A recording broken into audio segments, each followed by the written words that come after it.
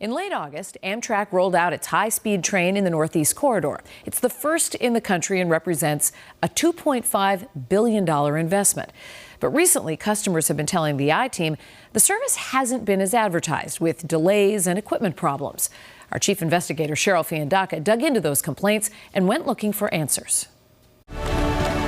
Amtrak launched its Acela next-gen high-speed trains with fireworks.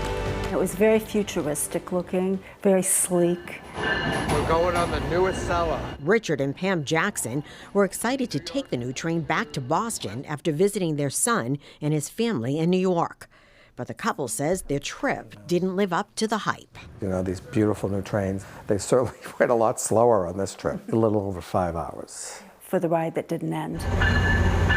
Why? The Jacksons tell the I-Team some of the car's doors would not open when the train pulled into the stations, and that caused delays. I was concerned because, well, I'm a little claustrophobic anyway, so anything like that, if you can't get out in case of an emergency.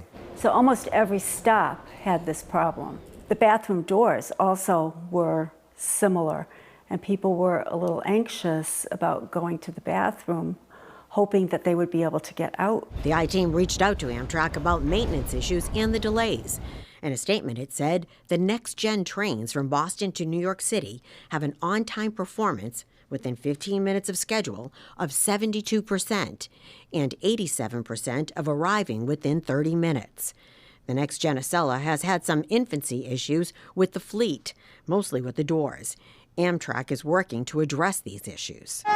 Transportation expert Carl Berkowitz says glitches on the next-gen Acela are to be expected. Well, some of the complaints are valid, but in general, it's a startup. So there's a lot of work that needs to be done. Work that will take years.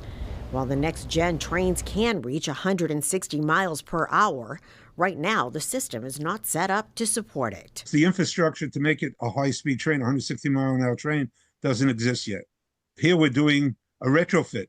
We're trying to put a high-speed system into a low-speed system. And don't forget that the Northeast Corridor is a shared corridor.